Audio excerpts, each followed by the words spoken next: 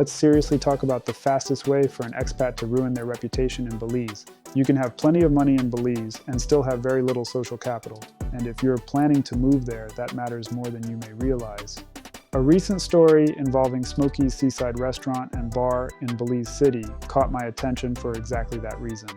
According to the restaurant, 4 American tourists in a 5-person group became confrontational following a disagreement over a promotion and allegedly threatened negative online reviews unless they were given complimentary drinks to take away. Those are the restaurant's allegations, not independently established facts. Breaking Belize News reported the dispute on August 13th. Now, I'm not interested in turning this into another story about bad tourists. There is a much more useful lesson here for anybody thinking about moving to Belize. You have to learn the difference between being a customer and becoming part of a community. The tourist mentality works differently. When you're on vacation, the relationship is mostly transactional. You book the room, you buy dinner, you take the tour, you leave. But when you live in Belize, the same restaurant owner you argue with today may know your landlord.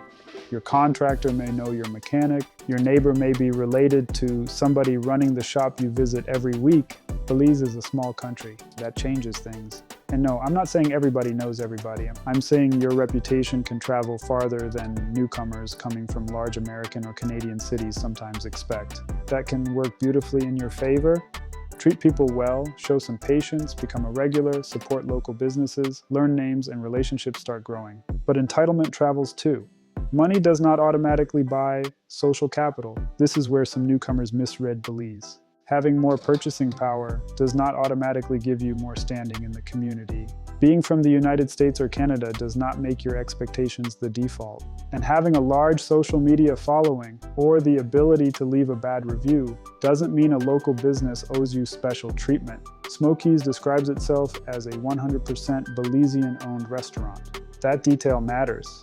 When you move to Belize, you are not moving into one giant resort created around foreign customers. You are moving into somebody else's home country. That requires a different mindset. A tourist may think, I'm paying, so what do I get?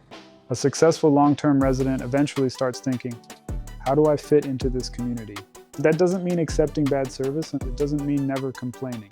And it definitely doesn't mean you should allow yourself to be taken advantage of because you're a foreigner. Respect goes both ways. But there is a big difference between calmly resolving a legitimate problem and trying to use money, status, nationality, or online influence as leverage. If Belize becomes your home, relationships become more valuable than winning every disagreement. Belize may be a great fit for you if you enjoy building relationships with local people. You can adjust when things don't work exactly like they do back home.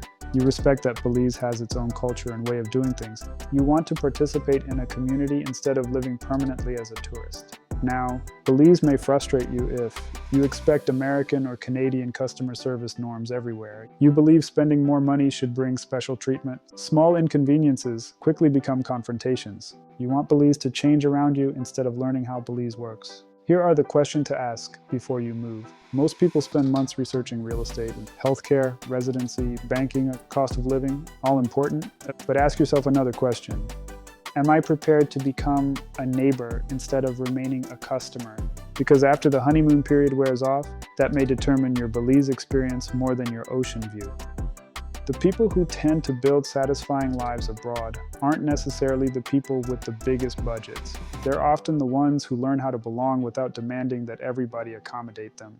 That's a much better lesson to take from this story than another round of outrage about tourists behaving badly. What do you think is the hardest adjustment from tourist to resident when somebody moves to Belize? So if you're seriously considering moving to Belize, join my email list and subscribe for more practical information about what life here is really like. I'll leave a link in the description below. And if you need help thinking through where to live, what to expect, or how to plan your move, reach out to me for help and advice. If this helped you, like it, share it with somebody considering Belize, and subscribe.